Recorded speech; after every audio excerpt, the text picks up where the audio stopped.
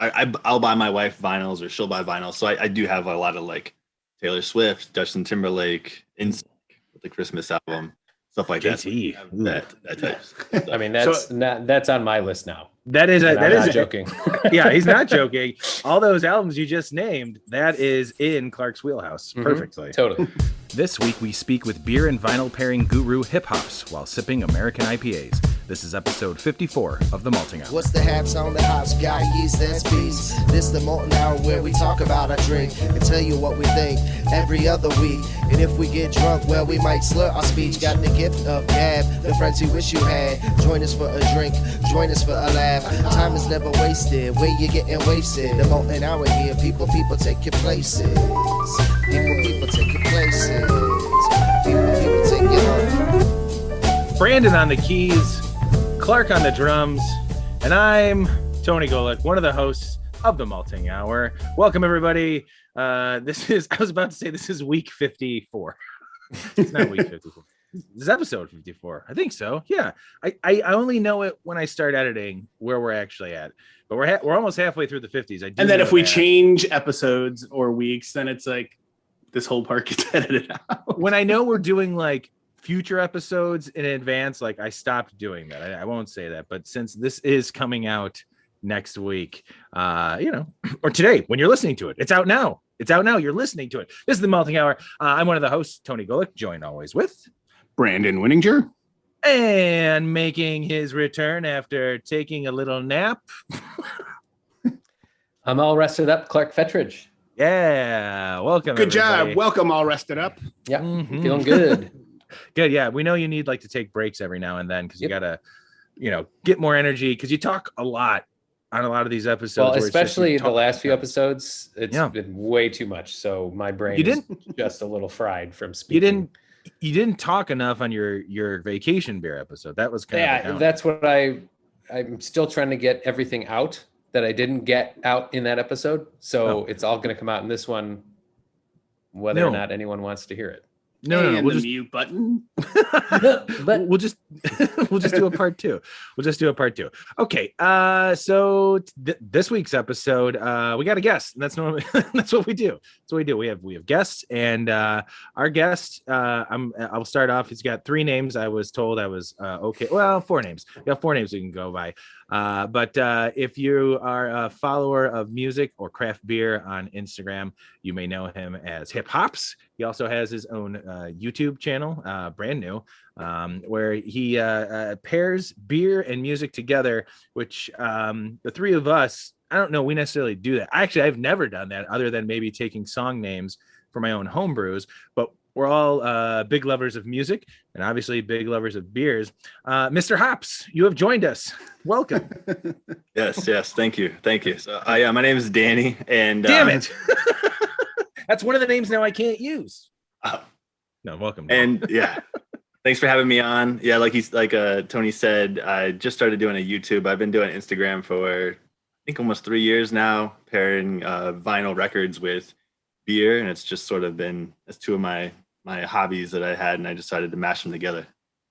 Yeah, that's definitely more specific. Vinyl and beer. I did just say music, but the vinyl is the music.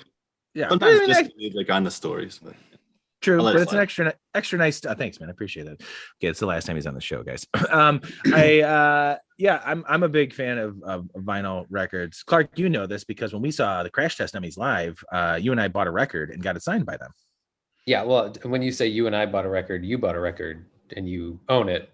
I am jealous of you doing so. But that kind of leads into a question I have for Mr. Hops, Danny Hip Hops, down the road, what he might pair with that record. Oh yeah, we'll get to that. We'll get there. Yeah, I like that. Ooh, that's good thinking, Clark. Way to go. That's if we let Clark ask that question later, it'll be. Jeez. Maybe the other after the show. That could be an after the final spin. No, that's just for this episode. The other thing that we're doing with this episode in particular, the beer style that we're focusing on is American IPA, a style that has been on the show for random reasons, but we've never actually done a full show that also focused on American IPAs. We've talked about hazy IPAs, and that's pretty much it when it comes to the IPAs. We focused on those. So we all, I think, pretty much have different beers this evening. And as we go through this episode and we talk with Dan, we will all talk about what we're drinking. And now, Brandon, you know what? Let's hold off on what I was going to do there. Let's start with Dan. Dan, what are you drinking? All right, so I have Maine Beer Company's Lunch, and they're out of Freeport, Maine.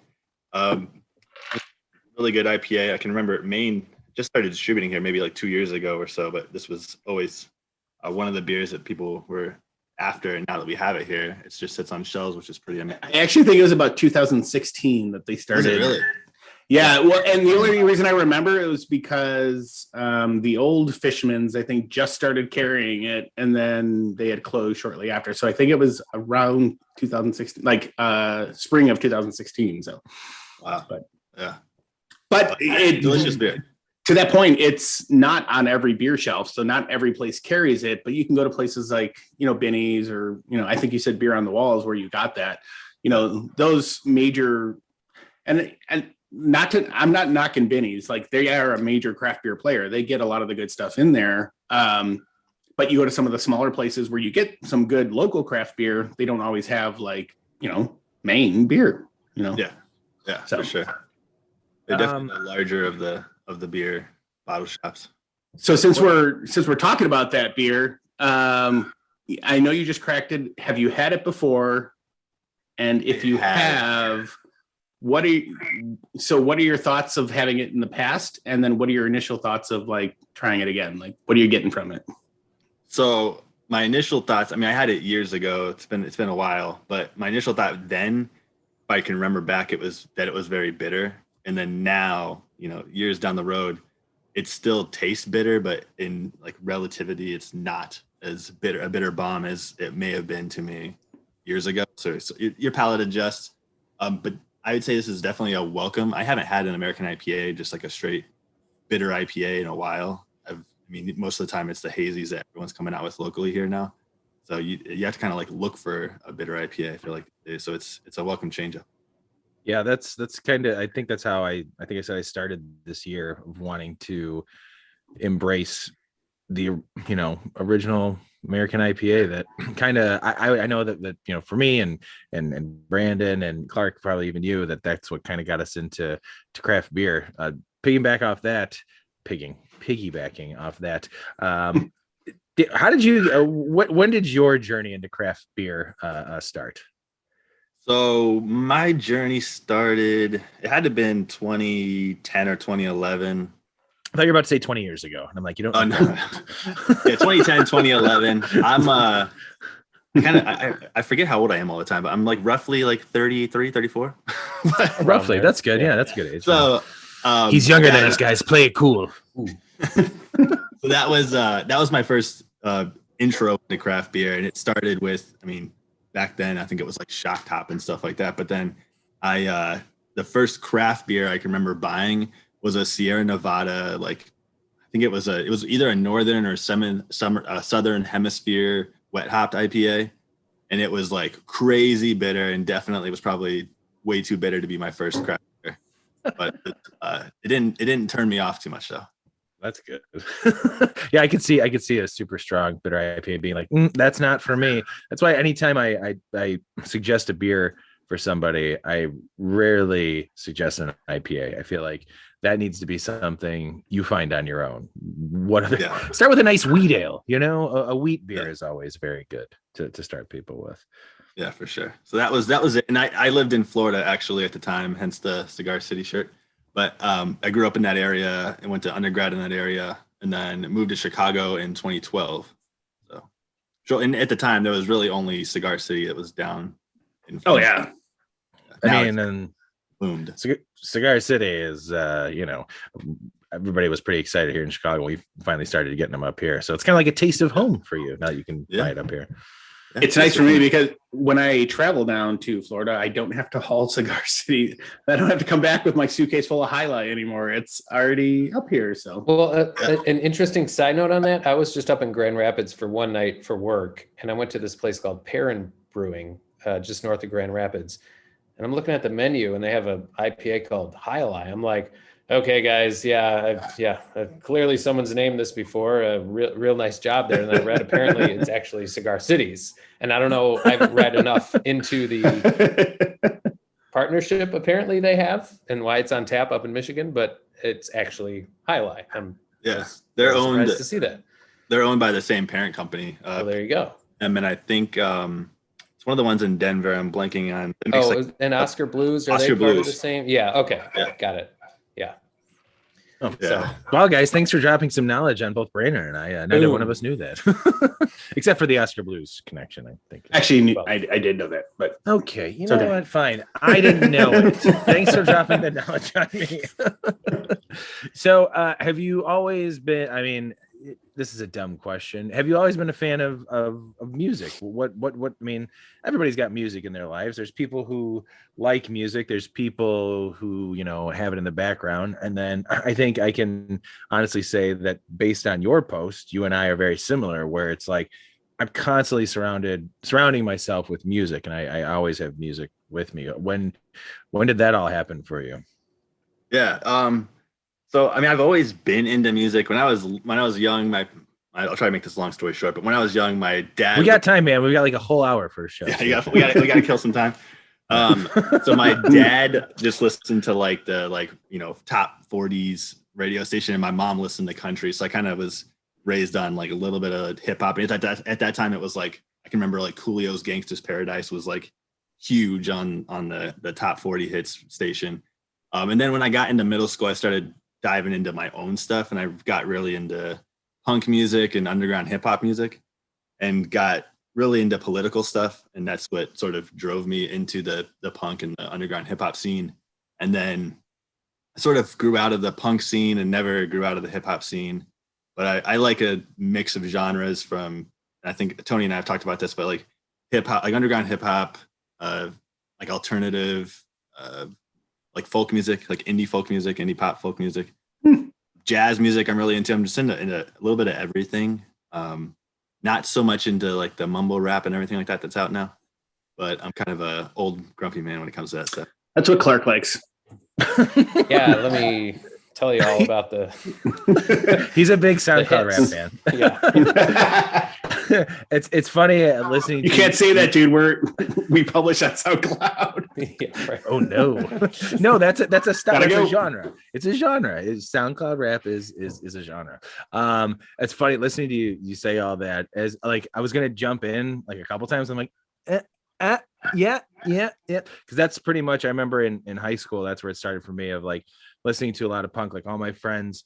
I remember here in Chicago when you're a kid, it was like I listened to B96 like when I was younger, like B96, all Eddie and Jobo. Yeah, Eddie and Jobo, man. What up? Let's get them on the show. That was the stuff that I listened to. We probably could. Pop hits, rap, R&B, and then I discovered Q101 because my sister's 6 years older than me, and she had friends who was listening to punk bands, and so I went on that trip into alternative rock and punk rock. And by high school is when I was really like big into punk rock. And then my buddy Dan gave me 2 albums, which was DJ Shadow's Preemptive Strike and Daft Punk's Homework. And so that right there just pretty much changed my whole course of my interest in music, because I was like, here are 2 artists, like one's named DJ, and Daft Punk, I have no idea what they're doing, but it sounds dancey, but it sounds nothing like what I know as far as like popular dance music that I heard. So that kind of changed everything for me. And same thing that I went on the political side. I'm not even going to get into that of when I was performing with a guy for like fucking anarchist groups. It was great and also a little weird. But yeah, it's funny. Like that's my whole. I never have to go through my backstory of my music, because I will just listen to episode 54 and what Mr. Hops had to say. That's pretty much the same. Yeah, no, I've definitely mellowed out. When I used to be like heavy into like Dead Prez and Immortal Technique and stuff like that, and they're very political, but then now I'm into more of like jazzy hip hop. I'm not into the like in your face aggressive hip hop. It's nice to go back. It's nice to like when a song will pop up every now and then on a playlist, and I'm like, oh yeah, I remember that, and Jedi Mind Tricks and shit like that. And I love it, but I'm just, I'm not always in that mode. I don't need to. Yeah, exactly. Hey, Clark, Brandon, we're just gonna keep talking about where we're at. That's fine. You guys seem to be cool. Like, just take it away. Thanks. What's your guys' favorite Jedi Mind Tricks tracks? Nice. Clark, does that have something to do with Zargons by any chance? No Zargons in this episode. So how did the whole idea it's a two-part question. How did the whole idea of pairing vinyl with beer come together, and has, your vinyl collection seems to be very vast. Was that like something that's been ongoing and then it just kind of all came together? Yeah. So like I said, I was always into, sorry, it's my dog. Sorry. I was always into music. I'll show you what you guys heard later. Into the music and the beer. And my wife one day, because I would sort of like annoy her. I liked like the community behind the craft beer scene, and like the smallness of it and how everyone kind of knew each other. And at that time it was different than it is now. But I enjoyed that. And so I'd always like to hear about some new brewery that came out, or some new beer, some new whatever. And then I would also be talking to her about whatever music artist. And she was kind of, you could tell it was like, you talk to her so much about it that she gets a little annoyed about it. And so she was like, why don't you like do something to like get out and like your creative outlet out, pair them together. And I was like, yeah, why not? And so it sort of went from there. And yeah, my record collection, I started collecting records in like 2011. My wife got me a record player for our wedding gift. And I just started then, and it's crazy big now. But I've had several, I don't even know how many records. I probably have over 700 records. But oh my God. but a lot of them, I had two different occasions where I was like given like over 100 records. So I have a lot of old like classical and stuff I occasionally will put on, or like I don't know, some old like Barry White or Elton John's that I got given to me that I smooth on my own. But no, that was one of my questions. I'm looking through your Instagram page right now, and I'm going, do you own all this vinyl? I mean, yeah, like that's fantastic. I mean, I'm a music novice, as Tony would probably tell you, but I dabble here and there. But I'm seeing the NSYNC Christmas album there, and I'm going, wow, that's a good pull. So is the beer question is the beer and vinyl pairing limited to what you have, or do you ever do things like outside of that? It's pretty much what I have. And the reason I say pretty much, I have a lot of records, and so I'll go to a beer store, like I'll go to a Bottles and Cans or Beer Temple, whatever, and I'll look at the I like to go to like Bottles and Cans and Beer on the Wall, because they allow you to do the singles. And so I don't have to buy like an entire 6-pack of something, or else I'd like totally go broke. And I'll look and I'll specifically be like, okay, I know I have like these records, and I'll see a beer that reminds me of something, and I'll grab it and then do the pairing that way. But I have some other friends that we do bottle shares, a lot less now that the pandemic's going on. But I'm sorry, what's that? I'm unfamiliar with this pandemic you speak of. So I'll occasionally they do a lot of trading. I'm not into like the whole trading thing. So they'll get crazy beers or whatever. They'll always be like, they'll text me and be like, hey, do you have something to go with this? And if I do, they'll like save it so have it with me. Yeah, I don't do those on the YouTube because I can't taste that while I'm doing but that. It was so I guess like the preface to my question was actually like, as far as the vinyl goes, so is the beer that you pair limited to the vinyl that you own, or have you ever gone out and like sought a record to pair with a specific beer? Like if you had something and it was like, damn, that's good, it would go good with this, and you went and bought a record. Yeah. So one time that I can think of, I got so my buddy had an old Dark Lord that he traded for, and he was wanting to open it, and so I was gonna try and find something to go with it. So I picked up Quasimodo's There's a Lord Quas, who Quasimodo is Mad Lib. He's a hip hop producer / rapper. But so I did Quasimodo. Yeah, yeah. He speeds up his voice, so he sounds like he's like a cartoon character for those who are uninitiated. Like me. It took me a long time to actually appreciate Quasimodo, because I remember the first time hearing it and be like, the fuck is this? Yeah, no, I definitely, me too. Like the first time you hear it, you're kind of like what is he doing to his voice? Did he like suck on helium or something? It is what it sounds like. Yeah, but so I did do it that time, and I've had a couple other times where I've had like pre-orders where I'll pick up a beer that I'll wait to open until I get it in, but I'll know it's coming in. Right on. Yeah, I don't know how we ended up coming across each other, I think just through posts. I mean, I don't know who liked who's exactly. What, who followed who's what. Yeah. But it's just like I remember seeing it. I think one of the ones I remember seeing that you posted where I was like, there was a couple of posts that I was like, oh, that's a really cool idea. I like that. And then I remember seeing your Christmas post. I think it was with Mariah Carey.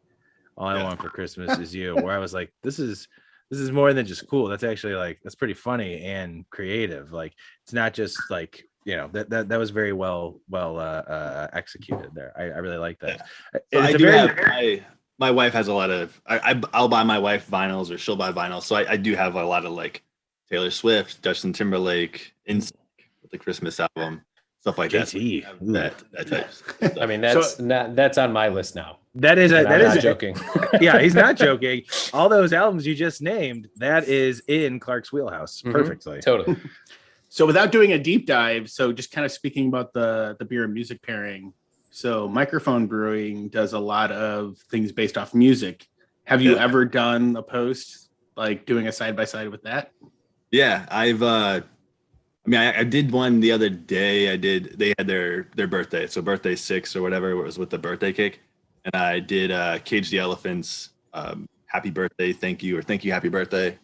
But in terms of like actually being like dead on, hit the nail on the head, they had Sufjan Stevens come on Field of Illinois, and they had the barrel-aged vanilla noise. And so I did pair that one up a little while ago. And I know there's been a couple other ones that I've done with their beers. Like I did a Lupe Fiasco when they had that Lupe Fiasco or whatever they did with the like, I can't even remember what you call that cereal now, like the Fruit Loop cereal. Yeah. And that was a while ago. Those are just like toss-ups for you at that point. Like, here you go. Here's something. That's not a bad thing. It makes it easier. So you don't have to really like, dig too deep for that. That's good. Yeah, you're making me want to like go back and like look. I know I've done other microphone beers, but I just can't think. That's okay. Awesome. It was just because we're talking about craft beer. That's a question, and we recently chatted about microphone, and we'd love to have them as a guest on the show at one point. Mike check 1 2. That was there you go. Yep. This isn't a nail on the head, but it's MF Doom's Food with microphones. I want beer for breakfast. Yeah. Oh man. So did you drink that whole bottle while you listened to the record? That bottle, yeah. Not while I'll like put it on sometimes, but that was definitely a sipper. Some of their stuff is not too into sweet beers, so it takes me some time to get through some of those.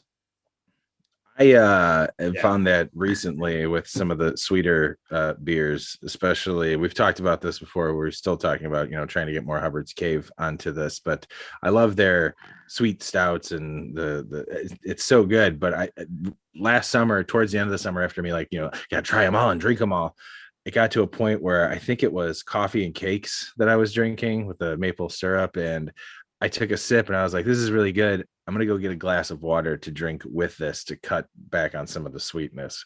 It's still great. Like every time I see them, I'm like, now they're doing like hazelnut and raspberry and vanilla and all these other ones. And I'm like, I really want to get it. And I just don't pull the trigger because I'm like, I should, because it'll just sit in my fridge and it'll be fine and I can have it whenever. But you have to remember too, like when we started drinking those, we were doing those on the podcast and like we were splitting them between, well, first me and you. And I think if there was a couple times Clark was there, we probably split something or with a guest or whatever. But yeah, those are, it's not a large can. What is it? A 16-ounce can or?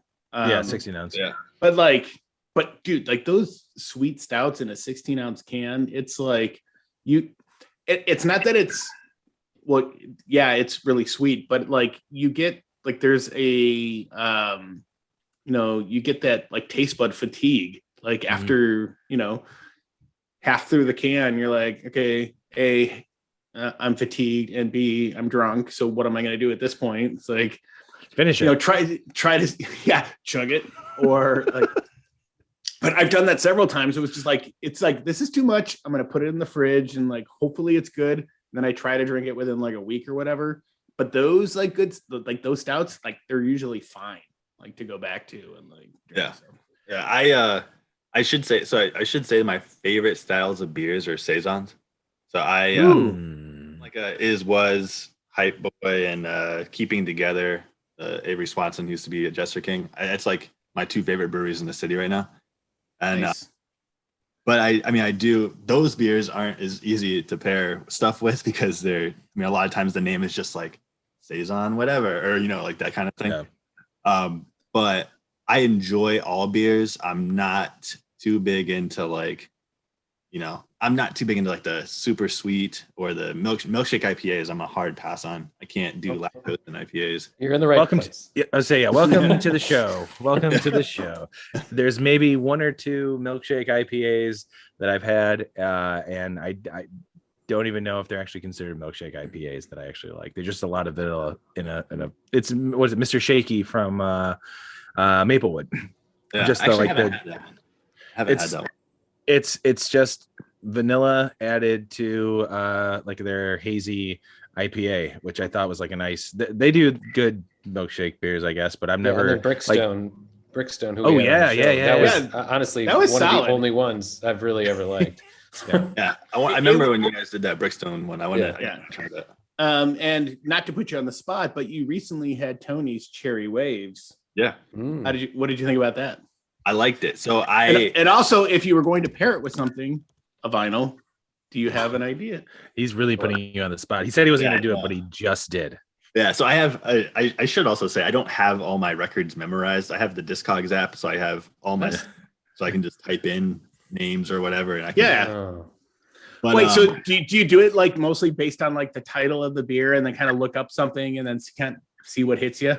Yeah, title of the beer, or the name of the artist, or if there's like some kind of imagery that's awesome, color wise or whatever, just whatever strikes me. No, that's cool.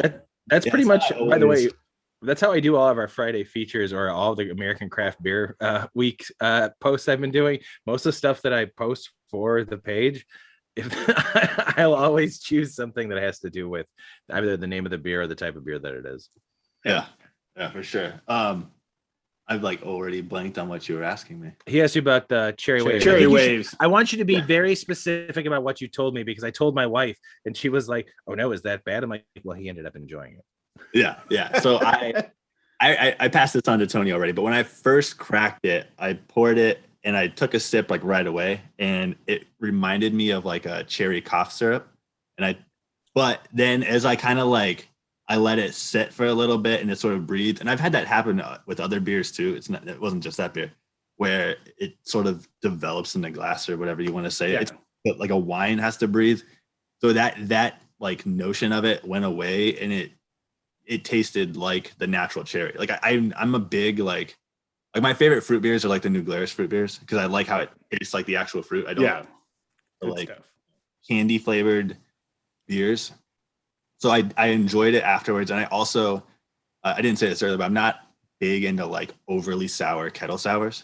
So I enjoy sour beers, but I like them either balanced like this Cherry Waves was, or I like them to be like a barrel aged sour, to where it has like more character than just like sour, Yeah, I appreciate that, because I thought that I was pretty sour. I enjoyed how balanced it was, and it wasn't. Yeah, it wasn't too sour to me, and I liked the natural fruit flavor. He called your beer balanced, Tony. You did it. Thank you. Good night, everybody. Yes, thank you. You actually, so you when you posted it, you what? I forgot what song you put it on Instagram. An hour back from the Black Keys. Yeah. Cherry Bomb. Yeah. That one that one I was searching Cherry, and I was like, oh yeah, I like that song. So yeah, that one.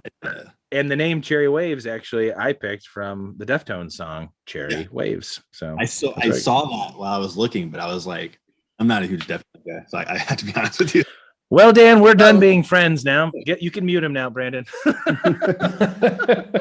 Now, because then I got to ask him to unmute, and it's a whole process. We were like parallel the whole time, and then Dan just broke. No, I don't care that much.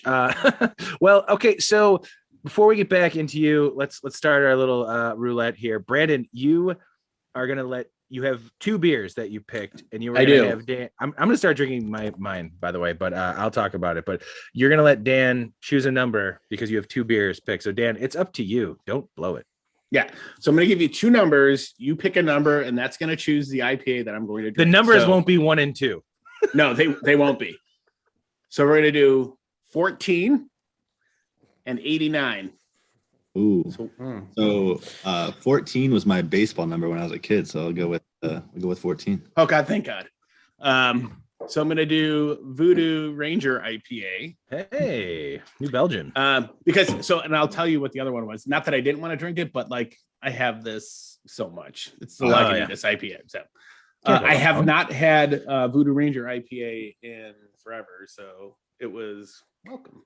Yeah, there's a bunch of different Ranger now IPAs that they have, hazy ones and imperial ones and cosmic, and the cosmic might be wrong. I think that's more Lagunitas. I think they have a cosmic one, but yeah, there's a bunch of different Ranger IPAs, and I remember Ranger IPA first coming out and loving it. I remember the imperial one too. Like, it's funny, I'll see the imperial one at the store for like, I don't know, it's like $10, and it's like an imperial IPA. It's like almost, I think 9% maybe.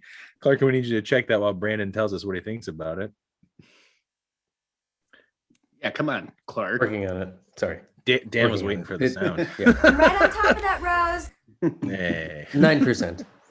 All right, Brandon, what do you think about it, baby? This one's 9%. No, the imperial. I was gonna say. Yeah, take it slower. Oh my God, it better not be.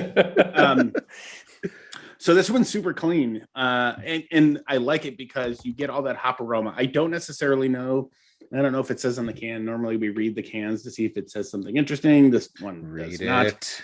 It doesn't. It's a government warning. Mosaic and Amarillo. Yeah. We should literally have a pre-recording of the government warning that we just slip in every time we talk about it, because we talk about this vast soundboard that one day needs to exist. Yeah, it's just me clicking. But anyway, so it's super clean. Obviously, you could see like this is very clear, very good head. And then like I said, I don't know what hops are in it, but I get this hop aroma. It's not superly bit. It's not superly bitter. It feels like I'm vaping when I do this. It's like look, I mute myself when I vape, so nobody has to hear that. It's awful sounding, absolutely awful sounding. Sorry, I'm not trying to be rude. No, I was laughing because Clark literally just said what the hops were. When you're like I said, I don't know what hops are. Oh, I thought you were I thought that was the imperial one. So no. No. Yeah, I wouldn't lead you astray. No, that's why we hired nobody knows what you do over there, Clark. True. So totally, you get that mosaic. You get the I don't know, man. It's not overly carbonated. It's super smooth. It's weird because I feel like with the Shaggy Tail Pale Ale that I brewed, it's similar to that, but it's not even the same hops. But like the mouthfeel and the aroma and like just kind of like how it drinks is just so super smooth. Like I don't know why I don't buy this more, because it's such a clean beer. And for an IPA at 7%, that's like, like the benchmark. Like where I would consider an IPA. Going any further obviously would be, obviously higher. And then compared to obviously like if I was going to drink Lagunitas IPA, I don't know. I feel like the hop flavor is more prominent in this, and I'm going based off memory. I'm not going to crack open the other one because I don't want to drink both of them. But yeah, I feel like this is like, super hop forward, low on the bitterness, and just an enjoyable beer. And I honestly, like, I'm marking this up. I'm going to check it in and make sure that I find this one a little bit more often, because this is like a good drinking beer. It's funny because I feel like with some of the beers that we've had recently on episodes, especially for this year, when it's come to IPAs, we've all been like, oh man, this is great. I want to have this in my fridge all the time. I think it's just a nice subtle reminder of how good just regular IPAs are. And Brandon, you're not a big haze guy. I still have Truth IPA. Yeah, I still got that because that is a delicious coming over drink. Yeah, I've that's become a beer that when I see it on the shelf, I'm like, and I grab it. But I mean, even going back to like Ailman's IPA when we did the Ailman episode last year, I mean, it's just for as much as we love big beers, and we'll get together. We did fucking Plop Day where we made our own, Bourbon County Fest, and we've talked about barrel aged beers so much, and we've had all these beers, but IPAs seem to be, American IPAs seem to be the go-to beer for all of us, even though it may not be what we buy all the time, but it's one that we're always like, why don't I buy it more? And that's kind of why, when we were thinking about what beer to pair with this episode, see what I did there. I thought American IPA would make sense because we have talked about, doing a full episode just on American IPA, and we've had IPAs on the show before, but we've never really just talked about the IPA. I mean, that is the style that, for me, especially for when I got into craft beer and got into brewing, I know we said this many times. I mean, IPA was a style that was just, that's what I drank. And stouts were good too. I really enjoyed stouts and porters, but I was always, that's when I, discovered, what is it, 120-minute IPA from Dogfish Head, and just all these like big, bigger, you can find out there's a double IPA and a triple IPA. Hop Stupid from Lagunitas was like, I was blown away that when they were still selling them in bombers, which I think maybe they do, 22 ounce, I think that's 9%, and like almost 100 IBUs for $5. It was like, oh my God, like this is, what a deal. It's everything that I want. I can split this with somebody or drink it to myself and, get all this like hoppy bitterness. And that's just something I've come to love, and I started missing. I did go back and start buying, some more of the hazy beers, but they're sitting in my fridge a lot longer now. They're sitting in my fridge a lot longer because I think I've just opened myself up to being like, you know what? I want that when I really, really want it, when I really want to taste it. Now I know the first time I go to a brewery, I'm, a new brewery or something, if they have a hazy IPA, I'm for sure going to be like, well, I'll try that first. And then I'll work my way through everything else because I'm just interested, how it tastes. Well, that was my IPA rant. Thank you very much for listening, everybody. I appreciate it. This has been the Tony Golick Warehouse Rants for the evening. Episode 2. It's gonna be the side. Oh, there we go. We got my Patreon set up for the show. Great. The Patreon setup is Tony's Warehouse Rant, what he's gonna go through. Dan, you mentioned saisons. I used to really like the saisons, and then I felt like, as I was after IPAs, I was like, really, then I think Farmhouse and saison was the next style I really got into a lot, and I feel like I burnt myself out on it so much that I haven't revisited. But hearing you say, what you like, that saison is your favorite style, I forget like how much I did really like it. What is it about saisons that you enjoy the most that like makes it your like favorite style of beer? So I think it's partly like this is gonna sound weird, but like the romance of it. Like it's like it'd be like this like natural beer that you sort of perceive as like these people who love craft beer make. And I'll say that there's a lot of saisons that I don't enjoy, but I mean it's the same thing with any style. I mean, people make bad versions of things. But specifically, I like Is Was, for example. I like what they're doing because a lot of their beers, they come out with 2 different versions of the same beer. So they have one that's bottle conditioned with Brettanomyces and then one that's not. So you can kind of see what the different strains of the Brettanomyces are doing. And it's definitely more of like a nerdy aspect of craft beer, but I just enjoy that. I enjoy how drinkable they are. They can be very different. If you look at the ones that Keeping Together, oh yeah, sorry. Familiar sound. I thought that was my computer. I'm like, what am I doing? Me too. I was like, it's mine. Oh God. Oh boy. Oh, he's sharing his audio, and that's what happens. Everybody, don't worry if you're listening to this on your computer. That was not your computer letting you know that there's notifications. Or maybe it was. Nobody knows. Yeah, maybe. Check it. Saisons, yes. Yeah. Sorry, guys. But I was gonna say, so like Is Was does, they have a fruited series where they'll add a fruit with a certain strain of Brettanomyces that goes well with the fruit, and then the Keeping Together, she'll have honey in the saisons or whatever. I mean, there's a lot of variations within, like saison or farmhouse is such like a broad term that you can have a sour saison, you can have like a Brett Barnyard funky saison. I mean, you can have there's like such a wide array of them that I think if I could like pick one style to drink, I think it would be that. With that being said, is there, and this, this isn't going to be like your end all be all answer. This is just at this moment, at this time, from the top of the dome, is there a saison or farmhouse that you were like, this is like the shit? This is one that like, it could be a one-off, or it could be one that like, is on the shelves that you can like rely on to go and get. Either one that you can say right now. So I would say, so like my favorite ones are, and I really only see these at like the beer temple, but you can occasionally get some Belgian or like French saisons from like Auberon or, some of those like smaller breweries over there that they just have this like pillowiness to the mouthfeel, and they're just so smooth, but they have all the aspects of a saison that are great.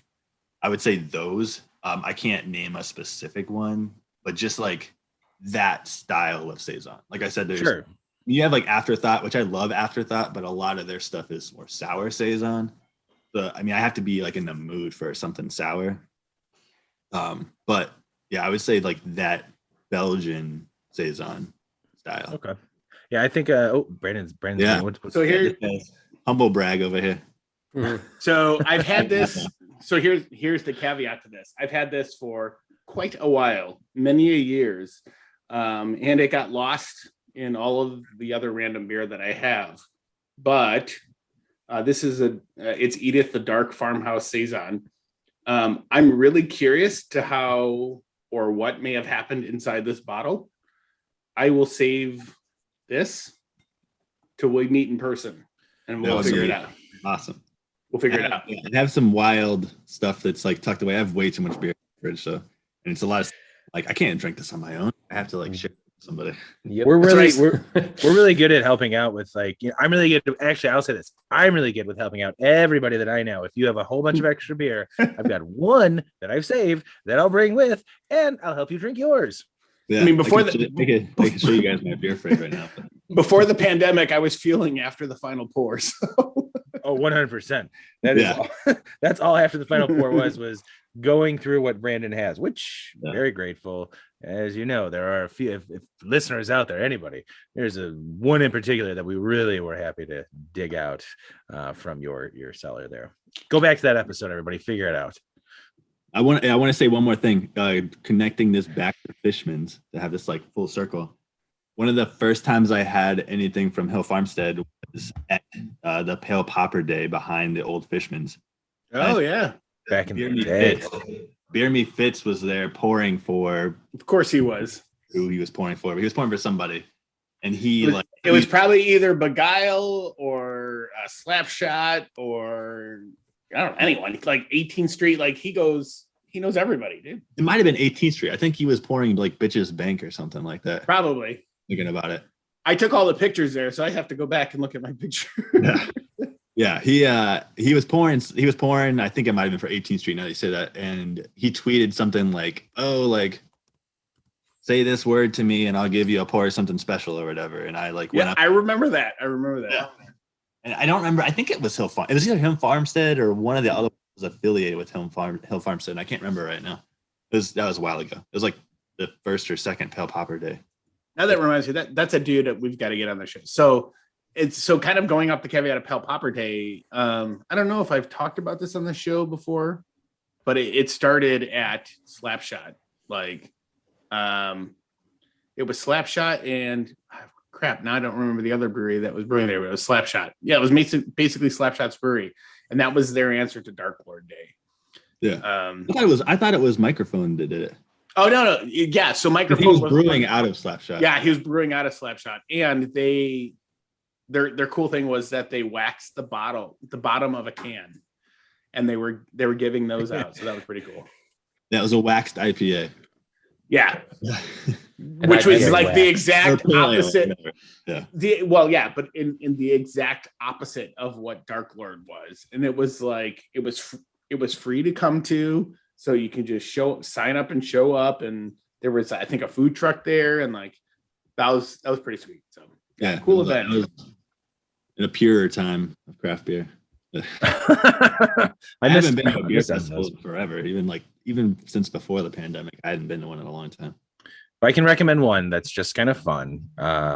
It's fun in the sense that you get a chance to try out a whole bunch of beers that you may already know, and you get to stay on the right there at Lake Michigan, and beautiful Racine is the what is it? Great Lakes Beer Fest. Great Lakes. I was going to say Lake Effect or Lakefront. No, it's the Great Lake. I built it up. Yeah, the Great Lakes Beer Fest, which is a lot of fun because there are some special tappings, but it is a great time to be outside, and it's always in September. Nice weather. It's normally when Riot Fest is happening here in Chicago.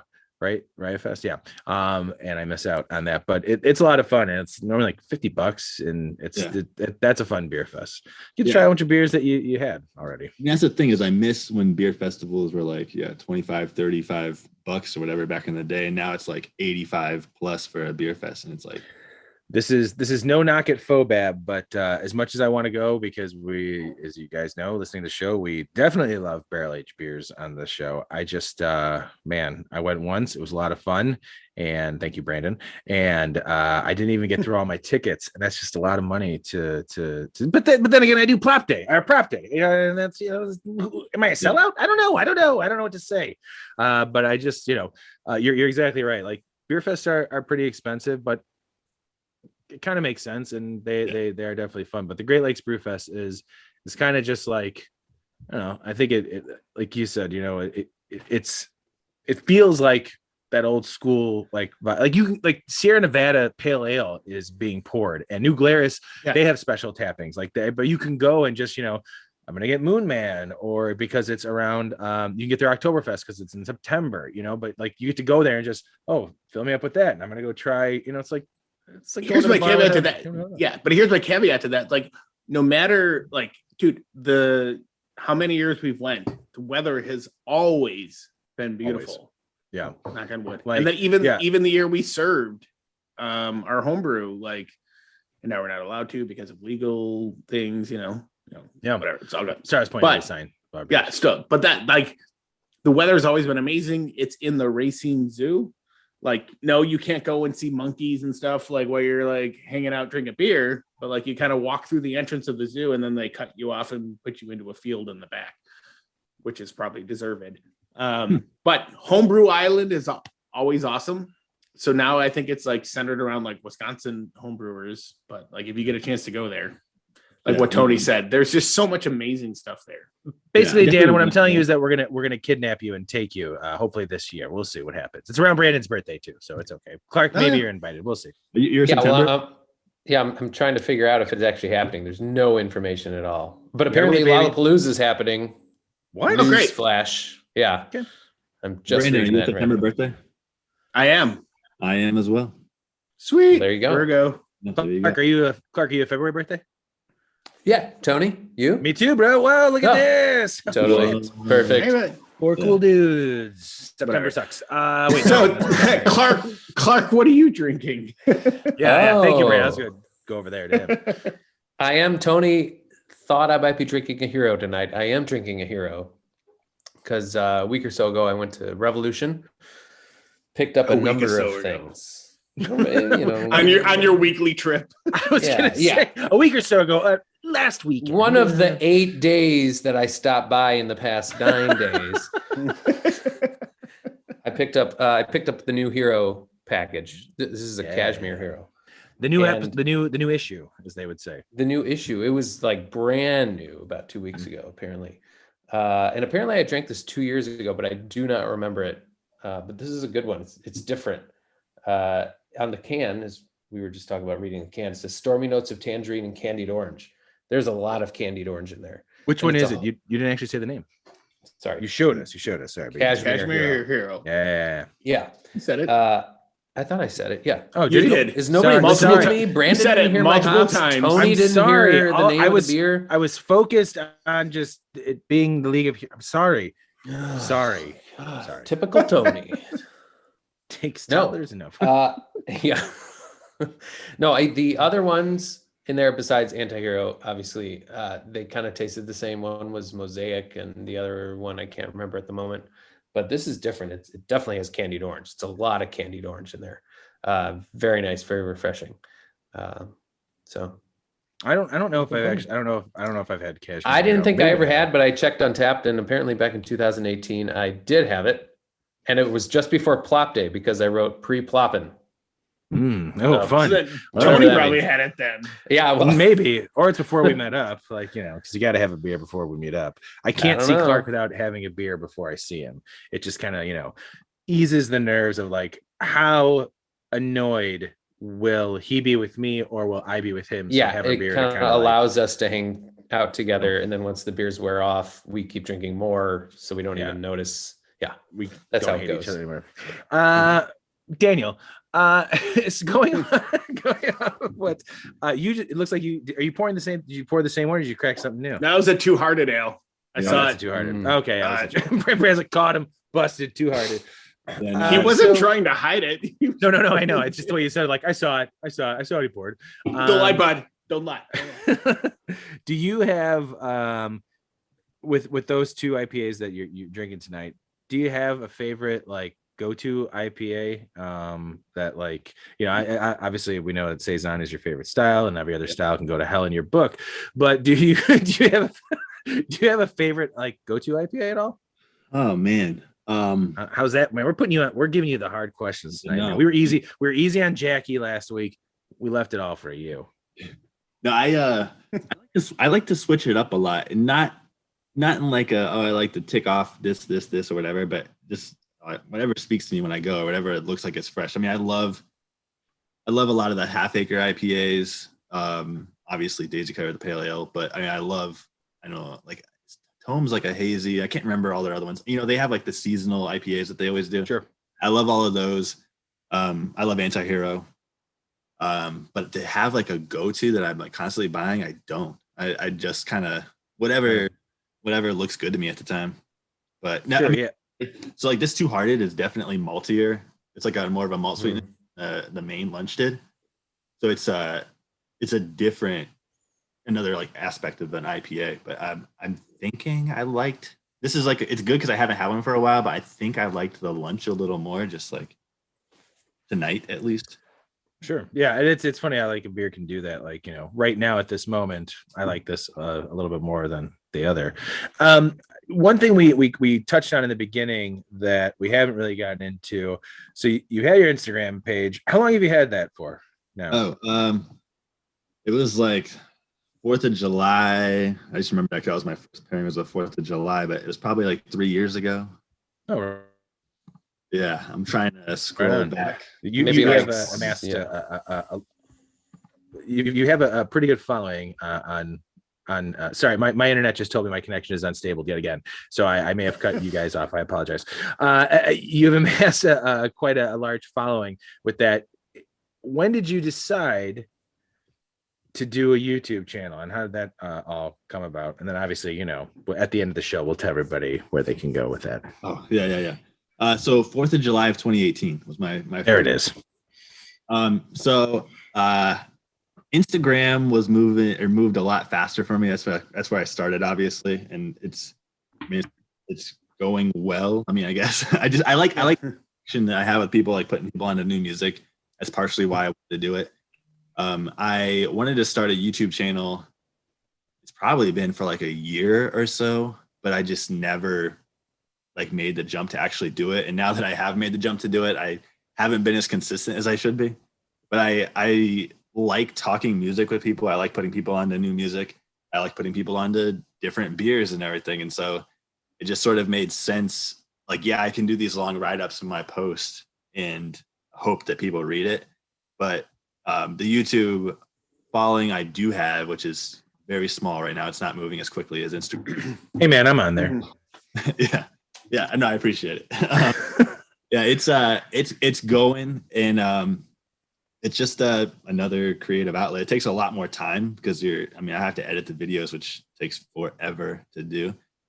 Just do what I do. I just wing it, and yeah, I just kind of just like that sounds good. And then when someone tells me to edit something out, if I hear it when I'm going through, I'll edit it out, which is not. Well, and so since we're interrupting, I will make a correction. Your first post was April 23rd, 2018. I said my first pairing. Oh, okay. First pairing. Don't correct the guess. If we were paying attention. Yeah, for the record, I am an attorney, so I make sure I dot my I's and cross my T's. Oh, great. Well, if you ever meet my wife. Thanks for coming. See you later. Yeah. Great. You and my wife will have a great conversation. She's a paralegal. Great. Yeah. No, I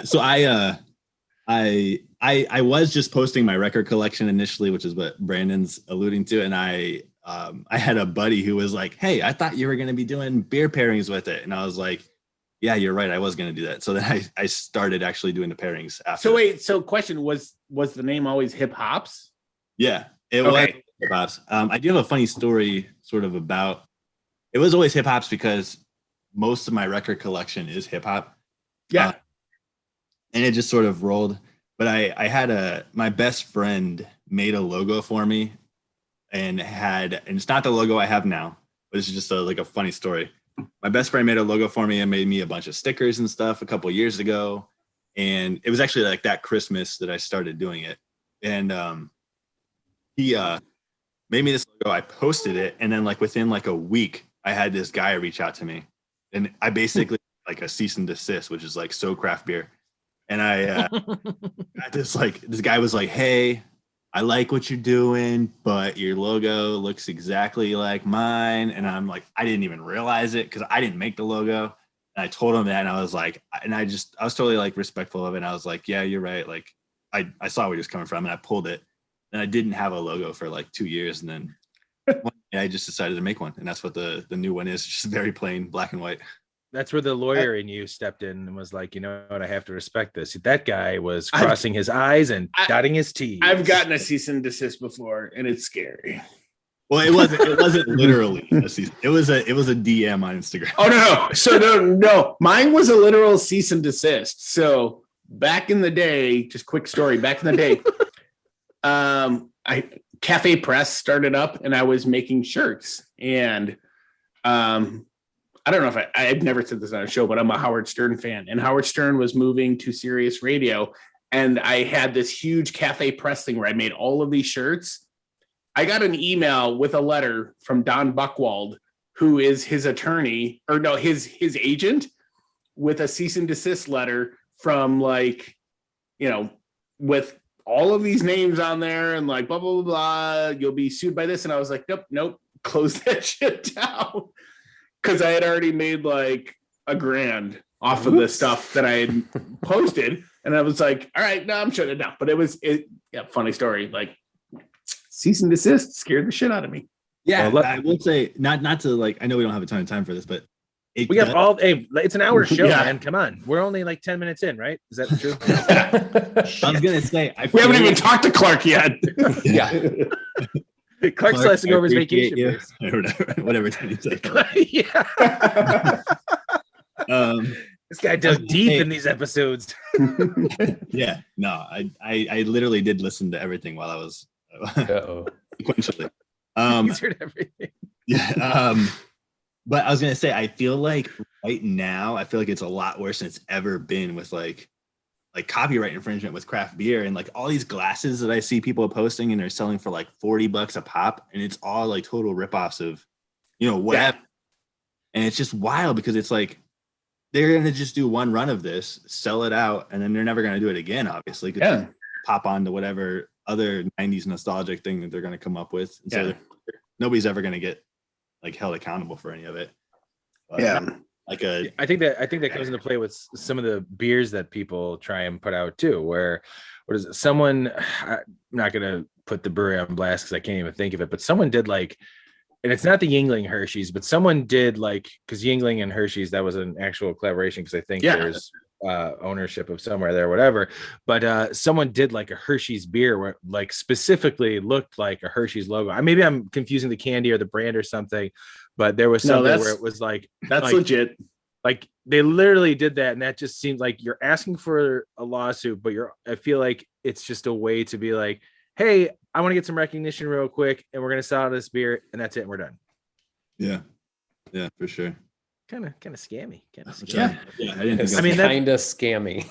Yeah, that's a legal term, right? Yeah, I do have to say, I feel like Brandon is like what's the right word here? I feel like you do a lot of different things. Like just from listening to the show, it's kind of weird. I feel like I know you guys already, even though I don't really know you guys. But no, you know us. If you've listened to every episode, you know us. Yeah. This is it. This is what. So when you talk about wanting to do a bottle share with us, this is it. Yeah. No, yeah, totally. Yep. Clark is still not allowed to talk. That's correct. In person either. What's that big button look like in person? I mean, there's a timer. Like they literally put a timer on the table, and when I say something, they count it down, and it's like, all right, you've used 30 seconds of your 45 seconds. You only have 15 seconds left, and I have to talk really fast. You're generous. I wasn't going to bring out the muzzle to show everybody. Yeah, I mean, I don't want to let everybody know. He needs to learn that firsthand. Oh my God. Yeah, we're not that weird, everybody. But yeah, Brandon does do a lot. And actually, and I think maybe I've said this on a podcast, but like as much as how this podcast runs, like when Brandon and I started doing this together, it was just kind of like, well, let's figure it out. And Brandon does a lot of shit like behind the scenes to make sure that like we're out there and that like this is a well-oiled machine. I'm just here to just edit and post, baby. That's it. Brandon ran our ad on the fucking 90, man. Like I know on the highway. Like Brandon does so much shit. We've got a shirt. Yeah, Brandon. Anybody in Chicago, if you saw that ad, congratulations, because I'm the only one who saw it at one point. But yeah, the digital billboards. We had digital billboards up for a while. Digital billboards up. Yeah. We're gonna do it again. I think it's simple. So we had them going on the 90. We had them going on like if you were going down Montrose towards like the hip. Like Montrose and Forest Preserve Drive, there's a gas station there. That billboard had them.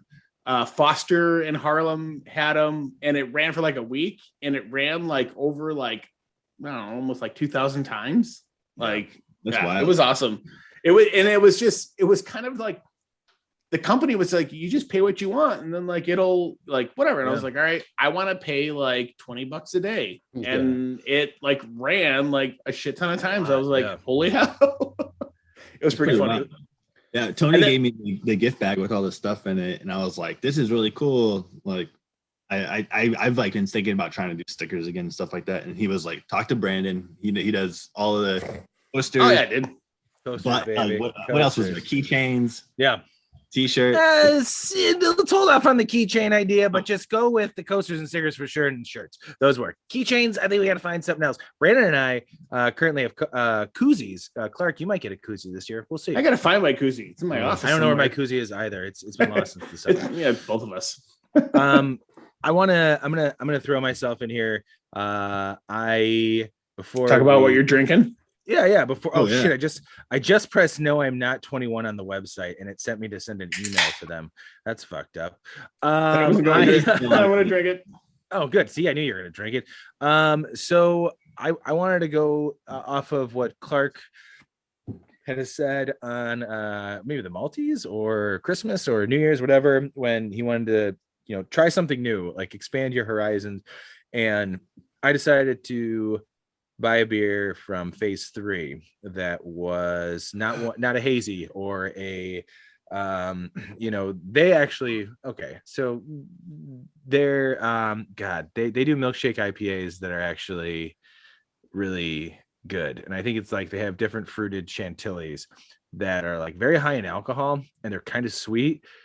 Sharing that type of 16-ounce can with somebody, I would do that in a heartbeat. I've seen it before. And they also do and they do the creme. The creme is their, I believe, their milkshake IPAs. The chantilly's are just fruited beers that are also fucking awesome. But so I've never had just an IPA from them. And so I grabbed Lost in the Moment. This is from Phase 3 out in Lake Zurich, I believe. And it says classic American IPA with Citra, Cryo Mosaic, and Amarillo hops. So Citra, Mosaic, and Amarillo, those are my favorite hops when it comes to IPAs. And this is let's see, very fruity. It is also not overly bitter. I'm not sure what the IBUs on this are. And 16-ounce cans, I think it was only like a $12 4-pack or something like that. I'm not really sure. But for 16-ounce cans, that's 6.6%. It's a nice bitterness. There's a little sweetness to it, not like a malty sweetness, but just a subtle sweetness that helps balance out the bitterness. I really like this, and if you guys haven't tried this, definitely give it a shot. I think you'd appreciate it, just knowing where we're all at and what we like about IPAs. This is, I think, in all of our wheelhouses. Phase 3, the only time we've ever talked about there was their collaboration with Goose Island, which I'm a Bird was solid. Oh, we almost heard the theme song again, or the ending. Yeah. But yeah, I love this. I think this, it says, it's a classic American IPA, and that's really what I get from this. I really like it, and I'm glad I've got more of them. I was gonna have it yesterday when I grabbed it, but I'm glad I waited to try it with you guys. Good night, everybody. We're very proud of you, Tony. We are very proud. So Thanks, how does man. it compare to like the hazy IPAs or whatever? It is, and I'm going. So my question is more like I feel like the hazy IPAs and even going into the milkshake IPAs, the mouthfeel is thicker. It's it's a bigger beer. Yeah. Not necessarily that it's a bigger like an ABV, but it is necessary. It is a bigger beer. So like, how does it compare? This is it's like a medium body. It's not thin by any means, and it's not heavy. It is very reminiscent of, when I think back of like, you're drinking the Lagunitas IPA right now, and I had an Anti-Hero earlier. It's along the same lines. It's almost, it's refreshing, actually. It's really nice. Like, hazy beers to me have kind of become, there's a bunch of hazy beers out there that I like. What I like about Hop Butcher is that there's almost like weekly a new type of hazy beer that comes out, which becomes, increasingly difficult. I used to have that fear of like missing out on it until I realized, shit, I just got to wait maybe a couple months or one more year and I'll get it, next spring, which I think is really cool. There is this sweetness and this bitterness that can be a bit much, where you don't want to. There's times where I crave that type of beer, that flavor, that mouthfeel, that silky smooth, type of beer. And this is just like, I'm having a beer. It just happens to be bitter. You know what I mean? Like, it's, I don't know if does that make sense? Yeah. It's a beer. And it happens to be bitter. Yeah. No, I get it. It's, well, and that's even more true when you're comparing it to like the hazier IPAs or like the milkshake IPAs, because some of those are not as bitter. I don't feel like bitterness is kind of subtle. The hop flavor is more prominent, but then you've got that lactose that kind of comes through and like overpowers. That's what overtakes the bitterness, I think. Yeah, and I think we haven't tried it. We've got some lactose to try it, but we haven't tried it. I feel like one thing that I can like differentiate like hazy IPAs and like a classic American IPA. I feel like the American IPA, you get the bitterness like on your tongue and like the forefront of your mouth. Okay. I always get the bitterness like in my throat. Like it's like it's like I think it's heavy dry hopping. Yes, you get it like it's a different to me. It's almost there are certain hazy IPAs that I've had before that give you that bit of that hop burn. And you're exactly right. There is that classic American IPA will give you that bitterness on your tongue where you can taste like multiple things, the fruitiness, the pininess, that bitterness, all those different types of flavors on, the sides of your tongue, on the, top of your tongue. That's where all those receptors are. And then for hazy ones, it's like you get that fruity, juicy, sweet, and then there's that bitterness, in the back of your throat. And sometimes, depending on, if they go too crazy with the hops, you do get that hop burn where it's like, oh, there's like this almost stinging sensation. Yeah, agreed. That's it. Yeah, that's a much more eloquent way of what I was trying to say. That's amazing that you thought that was eloquent. Oh man. Well, gee, Dan, I feel like I could keep talking to you for pretty much I can go another hour talking about music with you. That's for sure. If you want to, we can. Okay. So I'm going to go grab another beer. No, I really appreciate you coming on to the show, especially because I had told these guys we were doing it. And then you messaged me and you said, hey, do you still want to do this? Literally in the beginning of that day, I'm calling myself out on this. Literally in the beginning of that day, I messaged Brandon. I said, hey man, we need an episode for Monday. And then I remembered he and I did After the Final Pour that we're going to do. And then I was so happy that you messaged me because you said, hey, are you guys still want to do the thing on third? You do the episode tomorrow? If not, we can go ahead and, another time, no big deal, which is very gracious of you. And I felt like I had egg on my face at that point. I was in the car with my buddy and I went, oh man, I forgot I have a guest scheduled for tomorrow from the show. I'm just happy that you came on and did this. It's really cool what you do. And I think it's really interesting approach to craft beer and music to be able to find a way to pair those things together, because I think as you know, as a fan of both yourself, just to have that type of bringing those two worlds together is super cool. I mean, we know there's collaborations between musicians and beer, Run the Jewels, other breweries and other bands and stuff like that. The Deftones, your favorite band, the Deftones, have done it with Belching Beaver, and there's a ton of other bands. Those are just the ones off the top of my head. Music and beer have always gone together, but it's super cool to see what you're doing and your approach to it. So thank you for bringing that to the world, man. Yeah, no, I appreciate it. And I think I may have said this to Tony before, but to tell you other guys, I think your guys' show, what differentiates you is the fact that you guys do homebrew. Because I've homebrewed one beer before with my buddy who's English, and let's just say I'm not good at the metric system, and I definitely stop measuring water. So neither are we. So what's up? Yeah. I mean, our English porter that we made ended up tasting a little bit like boiled peanuts, which if you're from the South, that can be a good thing. So sure. Yeah. I mean, peanuts and Coca-Cola. I'm gonna go get my wife. Well, play your cards right, Mr. Hops. And I'm sure there's been things that Brandon and I have talked about, maybe having guests come back on, which is originally what we wanted to do, was brew beers with guests and everything. But you're in the neighborhood. You're more than welcome to come and join us to brew some beers, and we can come back on and pat ourselves on the back. We totally have an Into the Void brew coming up. Yeah, the stout, which again is another music thing for me. It's a Nine Inch Nails song, Into the Void. That's how I came up with the idea, Brandon. I don't know if I told you that. I probably did. You did. Great. Yeah. So I've guys. Yep. That is the Fanny cinnamon roll step. I've got so it's Into the Void, and then Roll On is the cinnamon roll thing. So Into the Void is going to be the base stout, and then we're going to do adjuncts and whatever as we go on. But I do have an idea for Tony that I will fill him in on afterwards. It'll be a secret for everybody. Fantastic. This is normally where I blow it. Dan, where can everybody find you on the internet?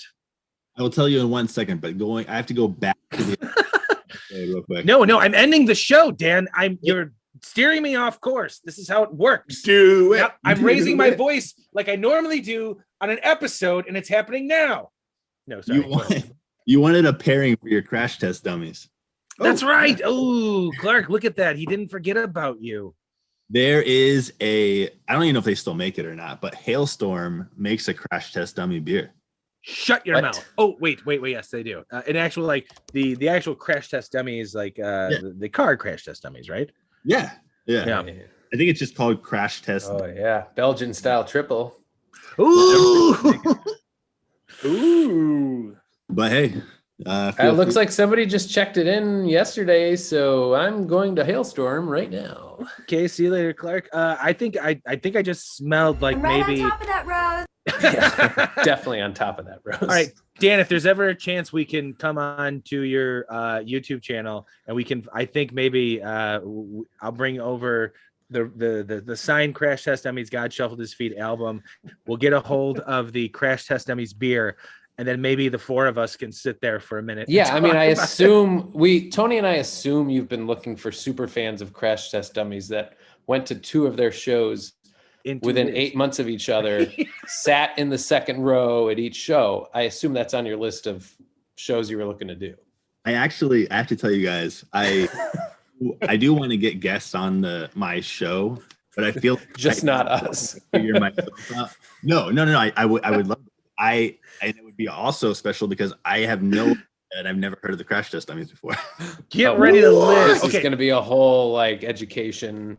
Dan, do me a favor. Do not listen to the Crash Test Dummies until we all get together and we play the album for you, okay? Well, he probably knows the one song. We're not going to say the one song. Sure. I mean, most people do, but we'll just leave it at that. They're not the safety these people, are they? No, right? No. This is a 90s. Once there was a boy who blah blah blah. And I love the Crash Test Dummies, but I never get invited to go to live shows, so it's like weird. Well, I mean, when they come back around, Brandon, yeah. Well, okay. Anyway, 600 times. Yeah. I literally took a screenshot of me listening to it on Spotify today and sent it to Clark, and I go, "It's a CTD kind of day." Certainly is. Anyways, Dan, I recognize any album covers or anything. I'm not going to listen. Okay. We'll teach you. We'll teach you about it. Very easy. Brandon's trying to wrap up the show. Where can we find them? Where can we find them? Yeah, Dan, where can we find that? Was the initial question. Yeah. Sorry. So you can find me on Instagram at hip__hops because somebody had 1 underscore already. And then you can find me on YouTube with hip hops also, but it's probably going to be hard because I don't know. There's probably a million things called hip hops. So it actually was kind of hard, but so what I'll do is I'm going to find the actual link because I put in hip hops and I'm like, where the fuck where is he? And I had to go through a little bit. So you'll get once you start getting that traction, baby, when you put us on that show talking about Crash Test Dummies. Woo! It's gonna all the Canadian beer. Hey, all the Canadian beer drinkers are gonna be like, this is great. Yeah, I do have for my whatever my newest video is. I have the link in my bio on Instagram. So just find me on Instagram at hip__hops and go from there. Sorry, I know. Sorry, I muted myself because I was vaping, and then I tried to unmute, and then it was give him the what is it? Go put him to school. It's got to be your bull. Dan, thanks a lot, man, for joining us. We really do appreciate it. It was a lot of fun, and we look forward to educating you on the Crash Test Dummies. And who knows? I'm assuming at some point, since it is now safe for actually. I think, Dan, you're fully vaccinated at this point, are you? Yeah, it's been almost 3 weeks now since I've been. Perfect. So all 4 of us can finally get together. Maybe we'll do an after the final pour. When the 4 of us get together and share some bottles. Thanks again for joining us. Anybody else got anything else they want to say before I start telling everybody? No, you said everything and more. Brandon, I love you, man. Love you too, buddy. Clark, I'm here. You're a swell son of a gun. Yeah. You know that? I love you, Clark. I love you guys. I love your manscaped beard. Yeah, thank you so much. Clark, I'm also glad your house is my beard. Yeah, just a battery issue. It's fine. Oh, okay, good. Yeah. Well, Brandon, it won't take long for it to grow back in. Okay, that's it. Beards are growing, houses aren't burning down, and the Crash Test Dummies are the best band ever. Bye! This has been The Malting Hour. Be sure to follow us on all social media by searching The Malting Hour and at themaltinghour.com.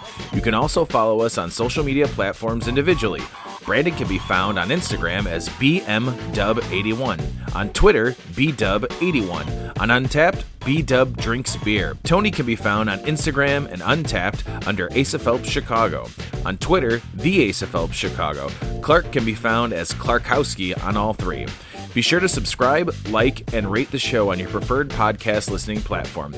Until next time, cheers from all of us at The Malting Hour.